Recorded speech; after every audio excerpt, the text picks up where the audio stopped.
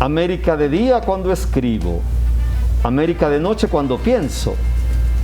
El estudio y el pensamiento más digno de un americano es América. Lo decía José Cecilio del Valle.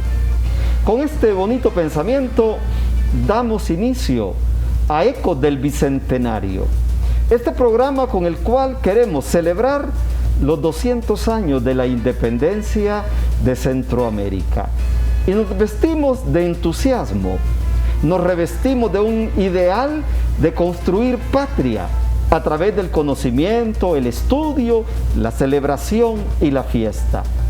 Es por eso que ya, desde el 1502, cuando Cristóbal Colón usó la expresión Honduras, queremos sentir el corazón de esta Honduras en su celebración bicentenaria. Para ello, hemos invitado al profesor de Historia de la Facultad de Historia de la Universidad Nacional Autónoma de Honduras, nuestro querido amigo Arnulfo Ramírez, con el cual vamos a compartir los orígenes de la cultura que está a la base de la identidad nacional, la cultura y la civilización maya. Pero antes vamos a pasar a Andrea, que nos tiene para que compartamos con todos ustedes televidentes una pregunta que quiere tocar la capacidad con la que estamos también ahí frente al televisor, queriendo conocer y amar a Honduras. Muy buenas noches, nos encontramos aquí en este programa haciendo eco del Bicentenario. Me encuentro aquí con Josué y damos las gracias también al padre Tony que está con nosotros. Andrea, qué alegría poder compartir junto contigo, el padre Tony Salinas, quien también es parte de esta fiesta de Ecos del Bicentenario, celebrando 200 años de independencia patria. ¿Y cómo podíamos quedarnos sin celebrar esta fecha tan importante?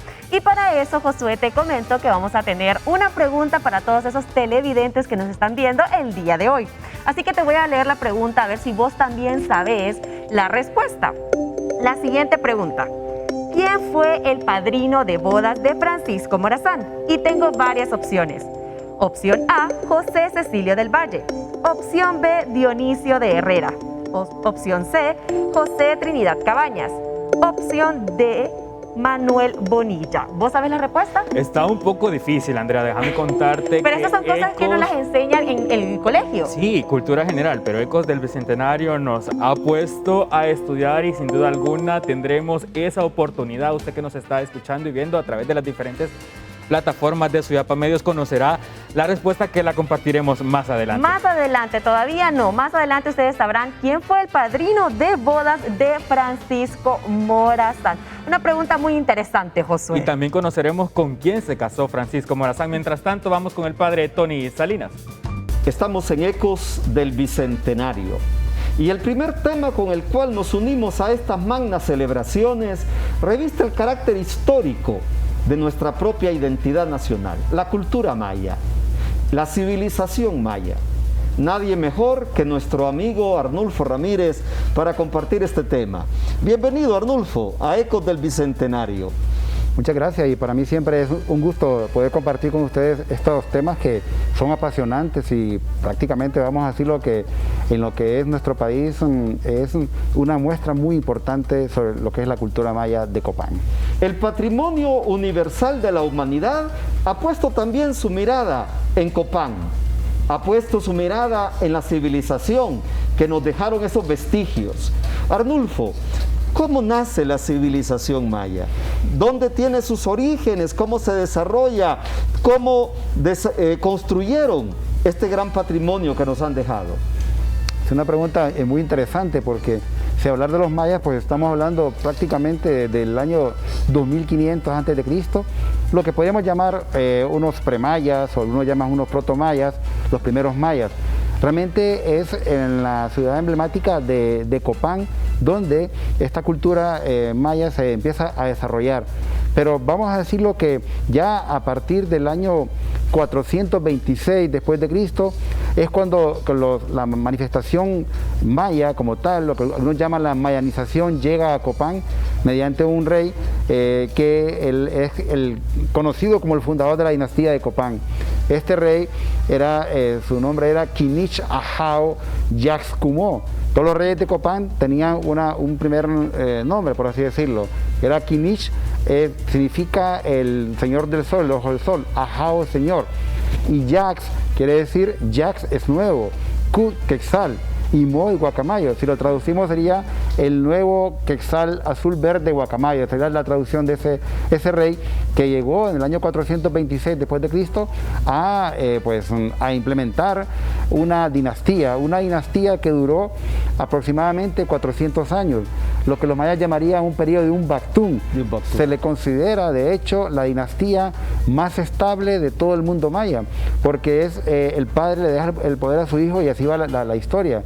En esta historia son 16 reyes los que en Copán gobiernan y que siempre están trayendo a sus ancestros, que sería el fundador de la dinastía de Copán, Yaxcumó. Entonces, realmente Copán como tal, podemos hablar de antes de Cristo y después de Cristo, pero el momento más importante fueron estos 400 años de esta dinastía real de Copán, que realmente lo tenemos hasta el 822 después de Cristo en base a la evidencia arqueológica, que ahí culmina esta dinastía, aunque había un rey, eran por todos 16 reyes, pero hay un rey que era el 17, que realmente no pertenecía a la dinastía, estuvo poco tiempo en el poder, y es cuando prácticamente Copán tenemos el registro que es abandonada en el año 822 después de Cristo.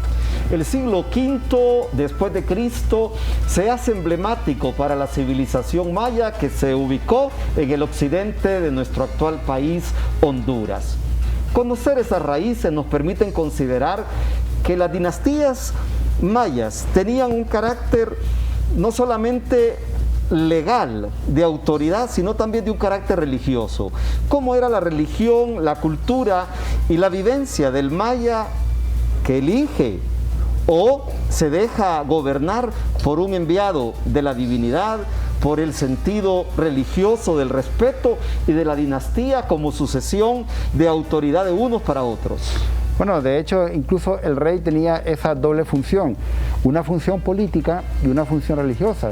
Bueno, era considerado vamos a decirlo así, como el encargado de la parte también religiosa.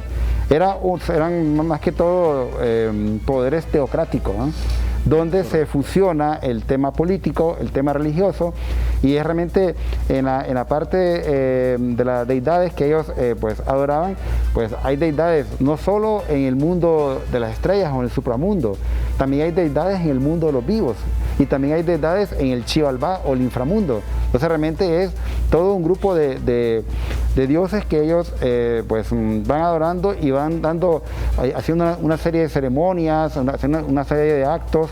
¿Para qué? Para conmemorar a cada uno de estos personajes. O sea, nunca eran olvidados, nunca era que venía, por así decirlo, un nuevo dios y se olvidaban del otro. Había toda una secuencia y una coherencia en cada uno de estos deidades. El pensamiento inaugural con el que iniciamos el programa de José Cecilio del Valle sobre el conocimiento digno que debemos de tener los americanos de esta América hermosa, regalo de Dios, nos hace pensar en otras civilizaciones, aztecas, incas. ¿Cómo debemos de considerar los hondureños orgullosos de nuestra tierra y de este patrimonio maravilloso que es Copán a la propia cultura maya? ¿Cómo se ensarta dentro de las grandes civilizaciones precolombinas al pueblo maya? Sí, realmente yo creo que en Honduras tuvimos esa suerte histórica, llamaría yo, de que los mayas están en Honduras, porque recordemos que de Copán, Ruinas, a la frontera con Guatemala hay escasos 12 minutos. Entonces, prácticamente los mayas de Copán son los mayas que están más al este de lo que es Mesoamérica. Mesoamérica se entiende por México, Guatemala, Belice y Salvador, y aquí en Honduras tuvimos esa suerte de tener a los mayas, porque recordemos que Copán y muchas ciudades, en caso de Palenque, Tikal, son ciudades que se desarrollan en un periodo que se llama el periodo clásico, que es la época de máximo desarrollo de estas culturas. y Copán es de ese periodo y es cuando se empiezan a expandir por todos los países. Claro, finalmente la ciudad la abandonan y se mueven hacia lo que es Guatemala y a la parte de Yucatán.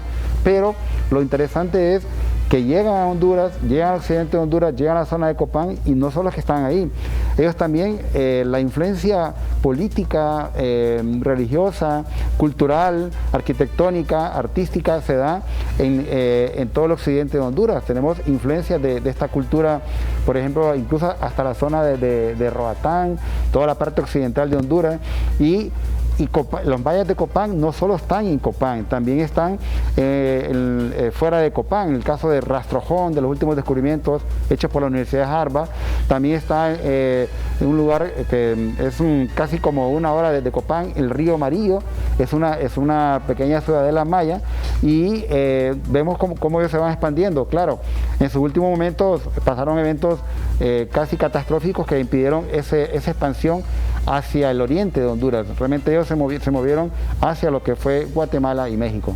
Hablando del periodo clásico que podríamos llamar el siglo de oro de la cultura maya, siempre se ha dicho, Arnulfo, y quisiera que nos ampliaras a todo el auditorio de Ecos del Bicentenario, se ha dicho que Copán, en comparación a otros poblados de desarrollo indígenas, de civilizaciones, es la París la París maya, en cuanto a la documentación que se ha dejado, por ejemplo, en la escalinata de los jeroglíficos.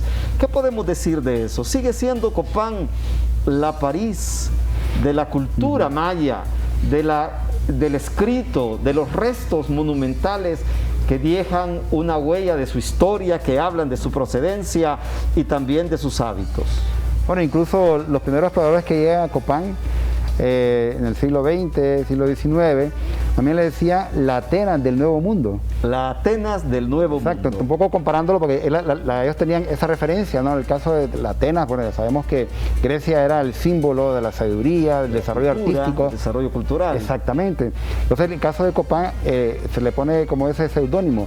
Pero si comparamos, y igual hicieron comparaciones, como usted bien lo mencionaba, se decía que se compara mucho a lo que es Tikal con Copán. Obviamente Tikal decía, con todas esas pirámides gigantescas, a Tikal se le considera la Nueva York de las ciudades mayas. En el caso de Copán se le considera la París de las ciudades mayas. Obviamente hay diferencia entre Nueva York y París, pero en historia, arquitectura, arte, pintura, etcétera, porque Copán es todo un mosaico. O sea, realmente uno va a Copán y no se siente solo porque está acompañado.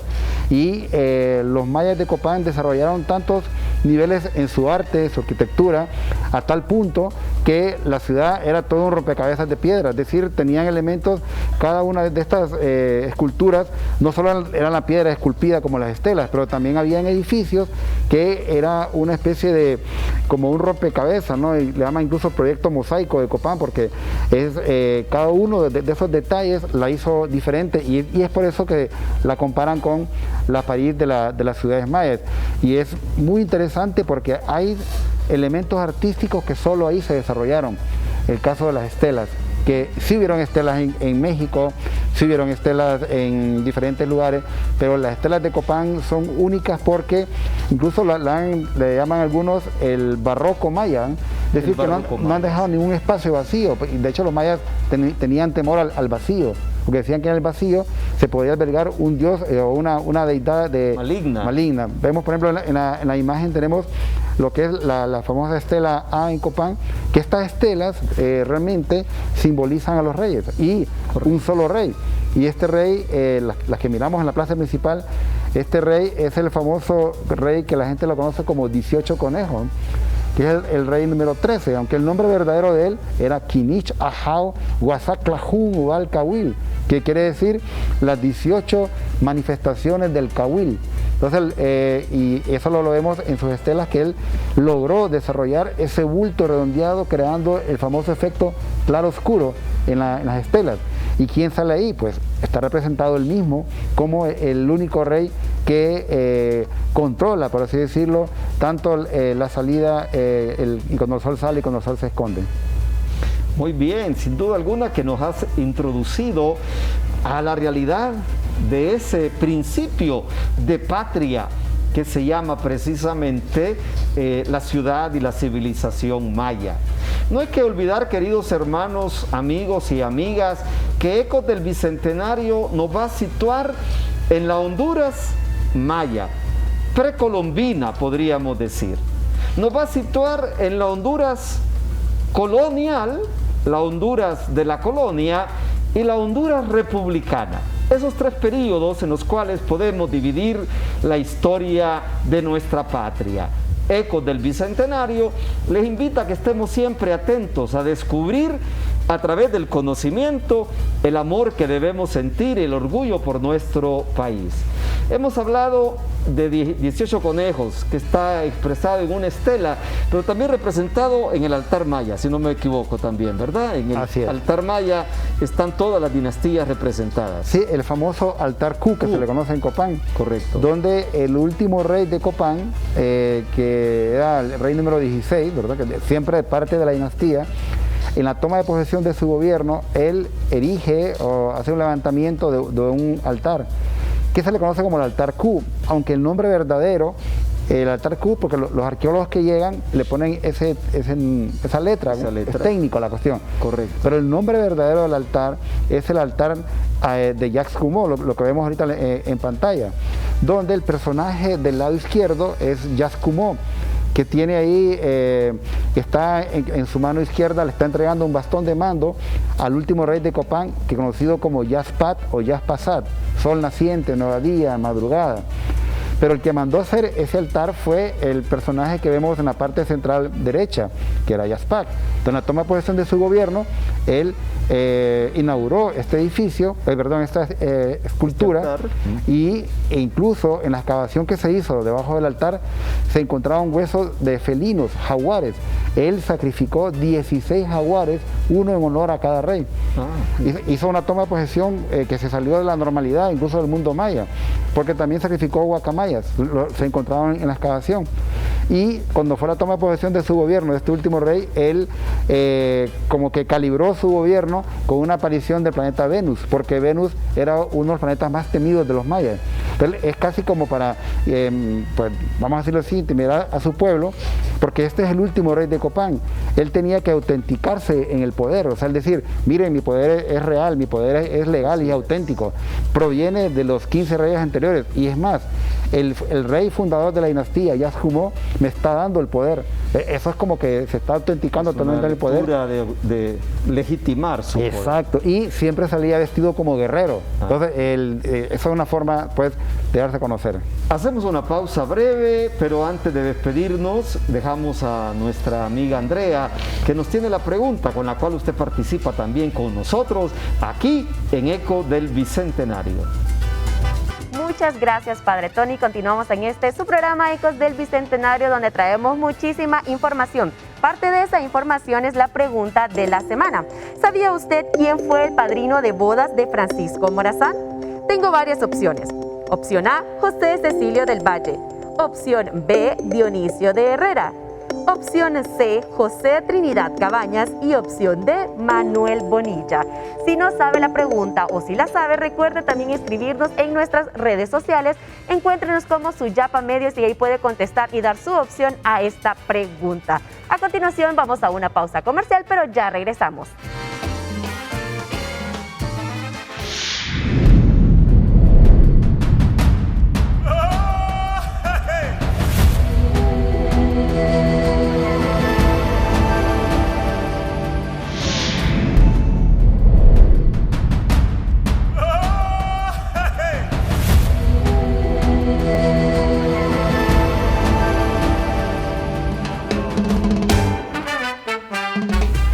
Estamos en el marco celebrativo de este bicentenario de independencia.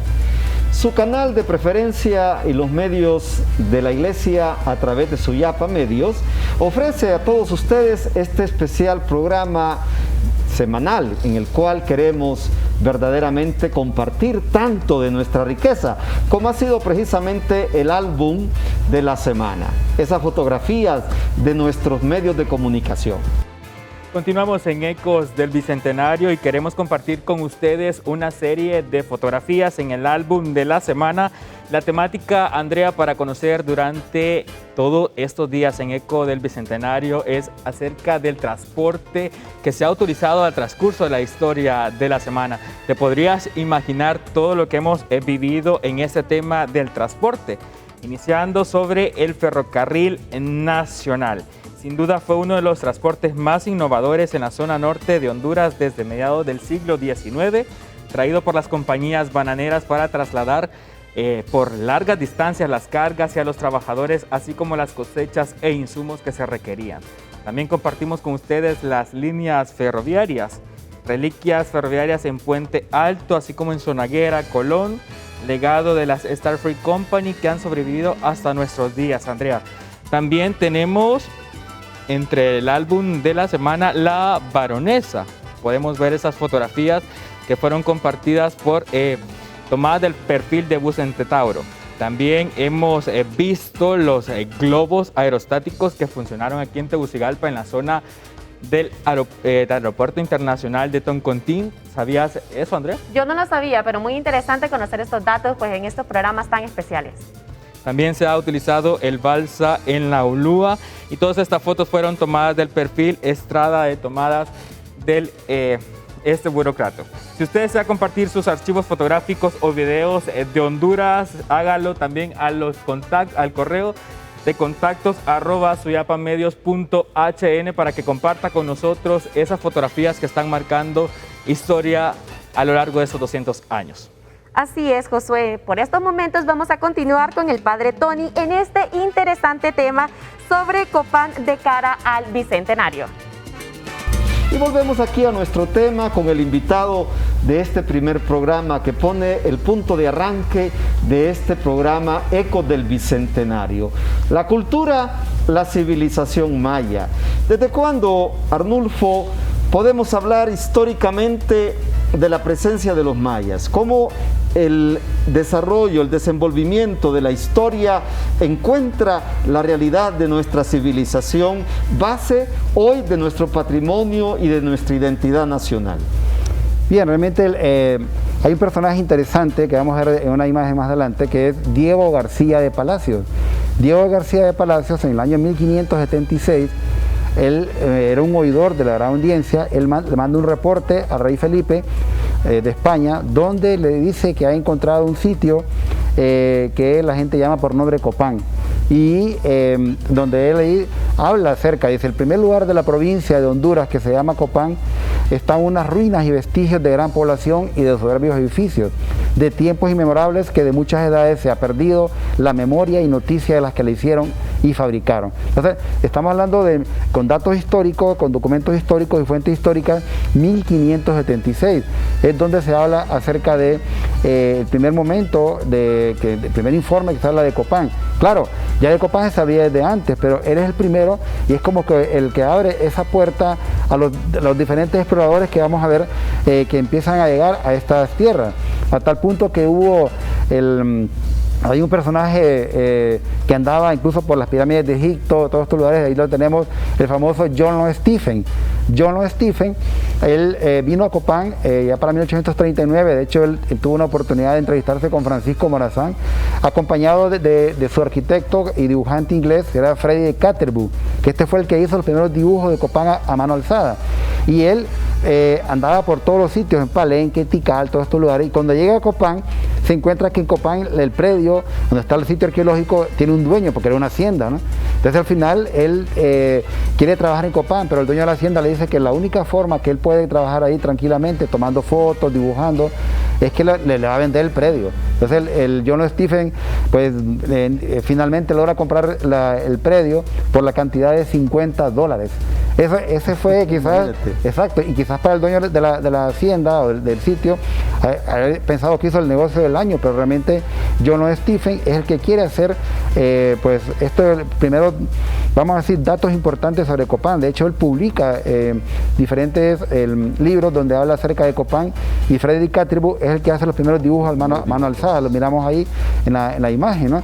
Donde ellos pues empiezan a publicar, sobre todo en los Estados Unidos. Entonces llama la atención de los siguientes exploradores que llegan a Copán, porque llega una serie. Tenemos aquí, por ejemplo, a Alfred Mosley, quien realmente él llega ya casi, digámoslo así, como un explorador con fundamentos de arqueología, y empiezan a trabajar en el grupo principal en la zona que actualmente conocemos como la zona de las estelas, ¿no? Entonces son personajes que uno los mira y parecieran como de película. Aquí tenemos también, ya para la década de 1900, quien también llega a Copán y trabaja en la plaza principal, Joseph Spindel. Y lo interesante es que hay que destacar que para 1900 se hizo un convenio.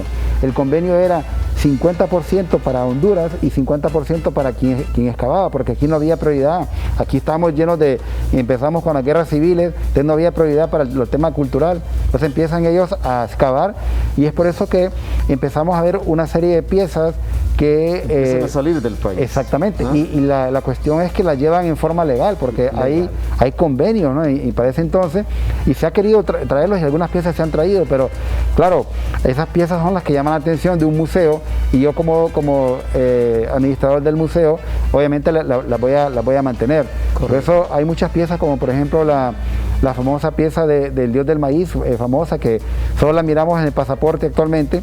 Esa se encuentra en la Universidad de Harvard. De hecho, sirvió como parte de la revista científica que aparecía en la portada, una pieza de Copán, una de las piezas más estilizadas en relación al dios del maíz. Entonces, toda esta historia de Copán que vemos, todas estas personas que llegan a Copán, por ejemplo, aquí tenemos al famoso Gustavo Strombisch. Gustavo Strombisch, que ya aparece ya casi en los años 70, incluso él se dice que era arquitecto, ingeniero, carpintero, él hacía de todo, y también al tema de la arqueología.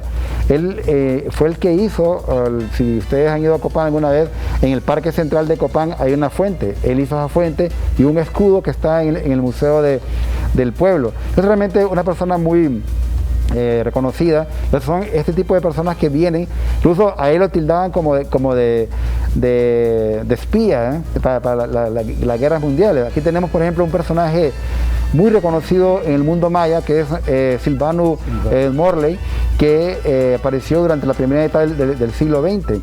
Es un arqueólogo famoso, un mayista que hizo trabajos importantes, incluyó también a Copán, e incluso él lo declararon en Copán copaneco, le dieron la nacionalidad.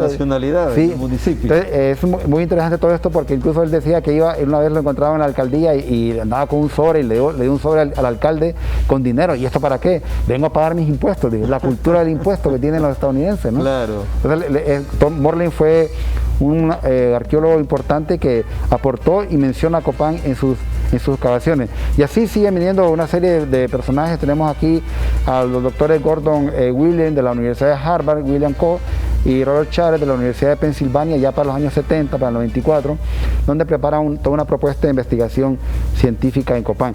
Es que cabe destacar que a partir de los años 70 en Copán ya se empieza a hacer arqueología moderna y científica. Y a eso quería preguntarte, Arnulfo, ¿tenemos ya arqueólogos nacionales?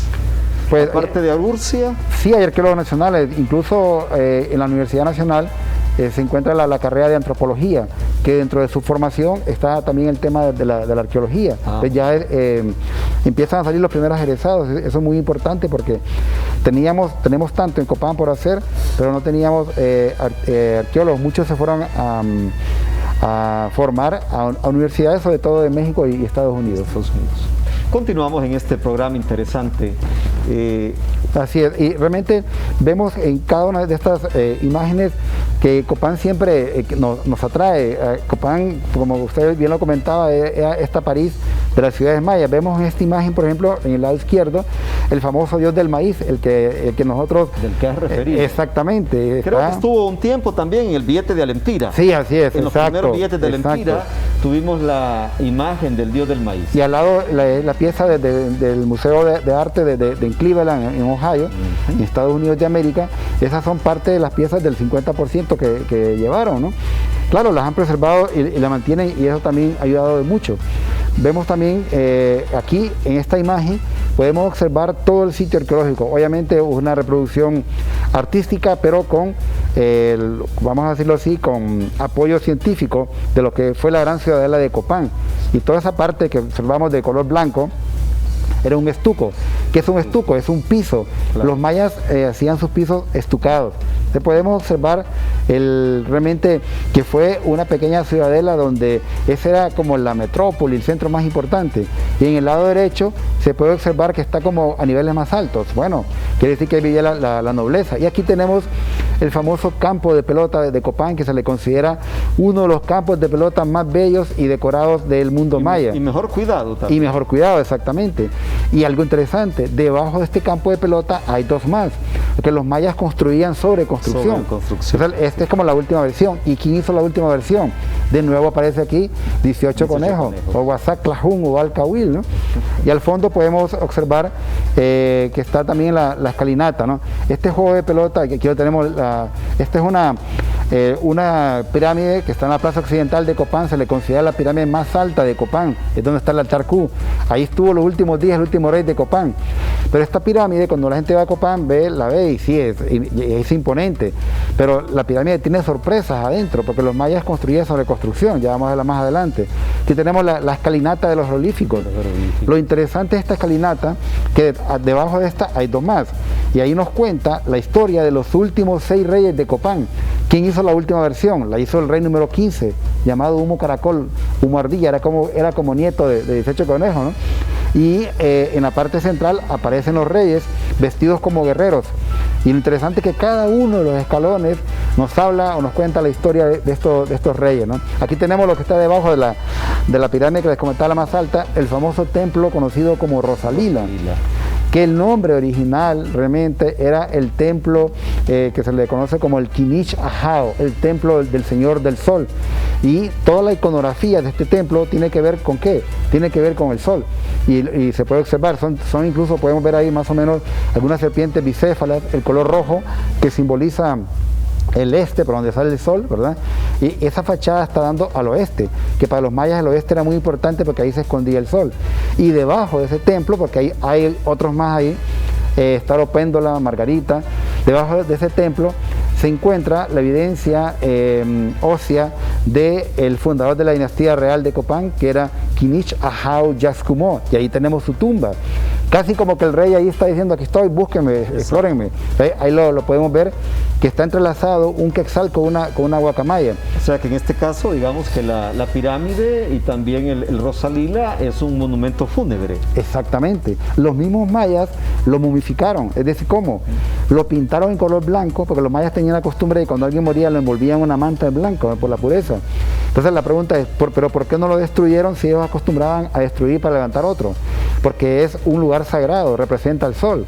Aquí tenemos los huesos del fundador de la dinastía de Copán, tenían también en sus dientes jade, que para ellos jade era muy importante. Precioso. Este es parte porque se decía que Yaxcumó era un mito, era una leyenda, y entonces, pero cuando se encuentran los huesos de Yaxcumó y toda su evidencia, él nos habla de este personaje fundador de la dinastía que, como lo dije al principio, todos estos elementos mayas realmente se le deben a Yaxcumó, que los trae, que viene desde Guatemala según la evidencia, e impone. Aquí tenemos, por ejemplo, una casa importante en esta reproducción artística, siempre con fines científicos.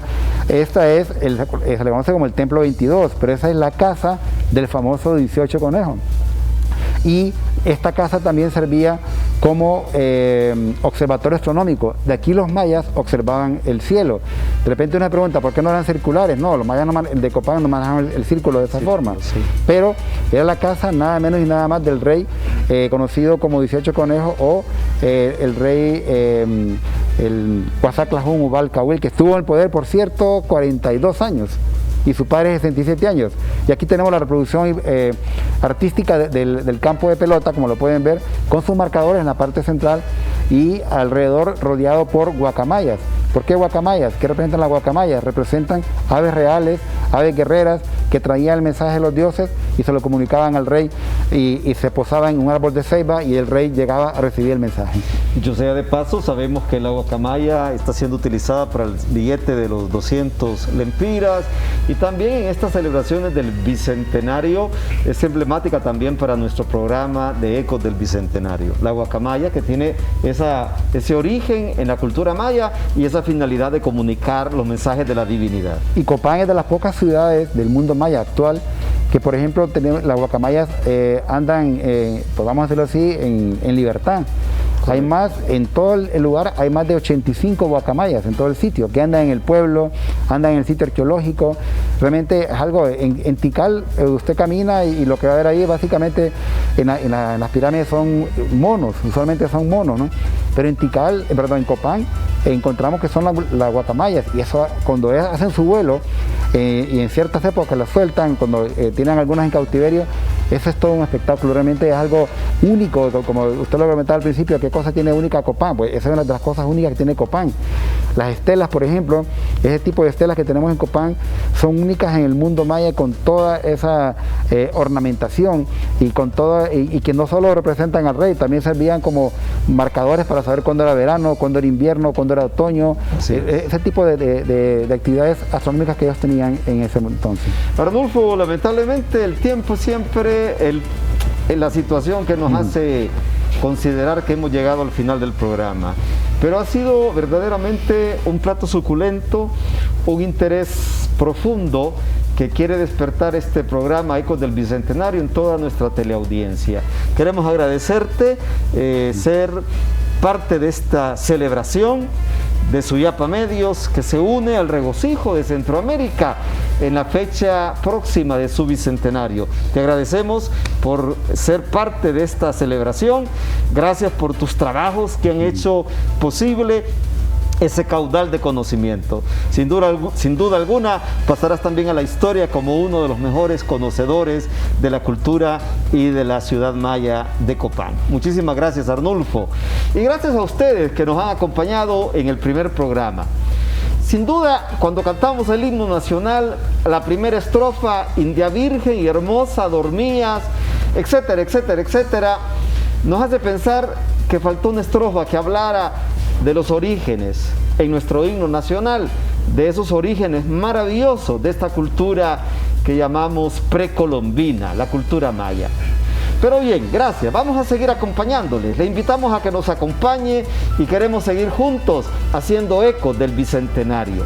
Pero antes de despedirnos, como sabemos, el general Francisco Morazán, casado con Josefa Lastiri de Morazán, celebró este matrimonio en una ciudad hondureña, y la pregunta de Andrea va referido a un tema de esa índole. Andrea, nos despedimos con usted, agradezco a todos la sintonía y les esperamos en nuestro próximo programa. No se lo pierda, Ecos del Bicentenario.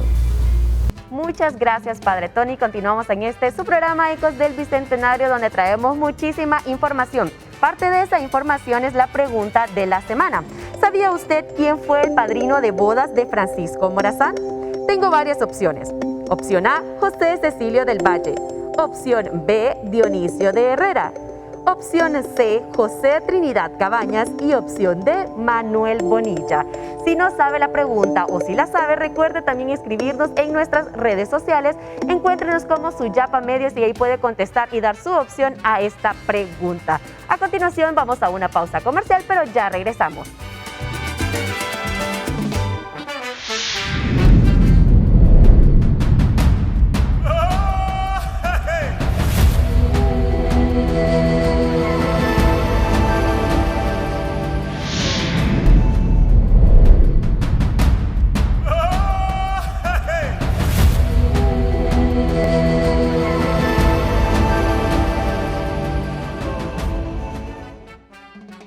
Gracias por continuar con nosotros, y antes de pasar al segmento cultural, les haré de nuevo la pregunta. ¿Saben ustedes quién fue el padrino de bodas de Francisco Morazán? Opción A, José Cecilio del Valle. Opción B, Dionisio de Herrera. Opción C, José Trinidad Cabañas. Opción D, Manuel Bonilla. Y a continuación tenemos un invitado muy especial, Josué. Así es, Andrea, en Ecos del Bicentenario queremos resaltar la cultura, el arte. Es por ello que nos acompaña el licenciado Héctor Casco, quien además de ser docente, coreógrafo, pues también comparte con nosotros la riqueza que tenemos. Bienvenido. Muchas gracias por la invitación. Pues aquí estamos tratando siempre de resaltar, rescatar, fomentar y divulgar lo que es la danza folclórica en todas sus manifestaciones. Aparte, instructor y coreógrafo de danza folclórica, docente de educación media, presentador de Suyapa TV Educativa, colaborador de Suyapa Medios, al ritmo también del psique, profesor. Correcto, así es. Pues sí, estamos involucrados en esta cuestión del folclore, además de ser docente pues, de ciencias comerciales, de la pedagógica, también me dedico a la parte artística, en este caso dirijo el grupo folclórico Jade y el grupo folclórico del Instituto Jesús Aguilar Paz y también el grupo de maestros jubilados del Instituto Nacional de Previsión del Magisterio Imprema, a los cuales envío a todos estos tres grupos un caluroso saludo. Ok, licenciado, a mí me gustaría saber cuál es el proyecto actual que tiene el licenciado Héctor Casco. ¿Qué es lo que estamos haciendo ahorita en este eco del Bicentenario? Exactamente. Bueno, primeramente que nosotros estamos celebrando este año, pues los 200 años de independencia, año del Bicentenario, y pues tenemos algunas actividades. En este momento el grupo folclórico Jade está involucrado en un proyecto Honduras Nativo Instrumental que lo dirige el maestro Nahum Escoto, que es un flautista hondureño, que ejecuta música autóctona, podemos decir, o sea, la misma... con un arreglo musical creado por él mismo como músico y con su equipo de músicos también que hacen de la danza, de la música, involucrar pues estos arreglos musicales a través de instrumentos autóctonos. Andrea, y estamos observando, licenciado, imágenes de las producciones que se han realizado. Se nos comenta un poco acerca de estos fabulosos trabajos. Exactamente, el grupo que estamos viendo ahí es un grupo de San Juan del Caite, Intibucá, que ellos grabaron una canción de Manu Martínez que se llama Wendy Tinagueira. Ellos hicieron esta producción recientemente, fue su lanzamiento. Al igual que nosotros, quiero invitar a todas las personas que nos acompañen el sábado 14 de agosto en el City Mall. A partir de las 3 de la tarde, Andrea, Josué, se va a lanzar el video de La Tusa, que fue grabado en Cantarranas, Francisco Morazán, ya que el maestro Escoto nos invitó al grupo Jade a formar parte de este proyecto por ser de aquí de Francisco Morazán. Cuéntenos un poquito acerca de este proyecto. Lleva una producción, me imagino, muy grande también, lleva muchas parejas de baile, lleva producción, instrucción, postproducción, todo esto. Cuéntenos un poco acerca de todo. Sí, la verdad que para nosotros nos tuvimos que trasladar al municipio de Cantarrana porque de ahí es originaria La Tusa y tuvimos la oportunidad pues, de grabar todo un día prácticamente, es bastante agotador porque lo hicimos en varios escenarios, ahí en el pueblo, incluso fuimos hasta una milpa porque para que la gente tenga sentido la Tusa, ¿por qué se llama La Tusa? De dónde viene, ¿verdad? De ese lugar, de la milpa, para que la gente vea de dónde realmente viene y que se puedan conocer otros paisajes. Recuerde usted que el Cantarranas, pues además de eso, tiene muchas murales, podemos decir que se le conoce como la ciudad selfie, porque es una ciudad muy bonita y que actualmente tiene bastante colorido. También, Andrea, licenciado, queremos excusar al productor de estos proyectos, que no dudamos de la capacidad del trabajo. Hemos visto el músico Nahum Escoto, que por motivos de fuerza mayor no se ha presentado, nos ha acompañado, pero también agradecemos la participación que ha tenido en estas piezas de arte. Así es, Josué, yo tuve también la oportunidad de conocer a Nahum Escoto y platicar un poquito acerca de este maravilloso proyecto de que Nativo Honduras Instrumental, y sé que es maravilloso. Pero, licenciado, cuéntenos acerca de las danzas que vamos a ver el día de hoy. Sí, las danzas que vamos a bailar este día, la primera lleva por nombre el cascareño, es una danza originaria del llano Las Cáscaras, municipio de Santa Rosa de Capán, departamento de Copán. Esta danza fue recopilada por el profesor Rubén Ruiz y representa el coqueteo constante de la mujer hacia el varón. Es una danza de raíz criolla. Esa sería la primera danza que ellos bailarían. ¿Y la segunda? La segunda danza lleva por nombre La Tusa, que es una danza originaria del municipio de Cantarranas, Francisco Morazán. Fue recopilada por el licenciado Rafael Manzanares Aguilar e informada por el folclorista Martín Alvarado. ¿Qué representa la tusa? Es la hoja que envuelve la mazorca del maíz, la cual el varón se la ofrece a su compañera en son de broma. Ella molesta, tira la tusa al suelo, pero él, para poder remediar esa broma, le ofrece una flor o espiga de maíz. Bueno, a continuación vamos a presenciar estas danzas en estos momentos. ¡Las Cáscaras! ¡Santa Rosa de Copán! ¡Y mi tierra Honduras! ¡Viva! ¡Y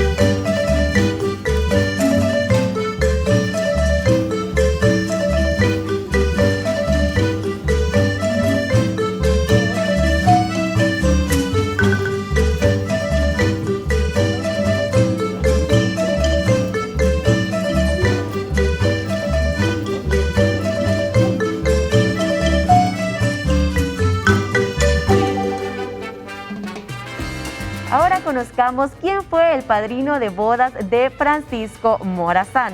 Y entre todas las opciones que teníamos, la respuesta es: José Francisco Morazán Quesada contrajo nupcias con María Josefa Lastiri Lozano, sobrina de Dionisio de Herrera. Es decir, que Herrera, además de ser el mentor de Morazán, fue su tío político y tuvo el privilegio de ser su padrino de bodas. Por lo tanto, la opción correcta es la letra B.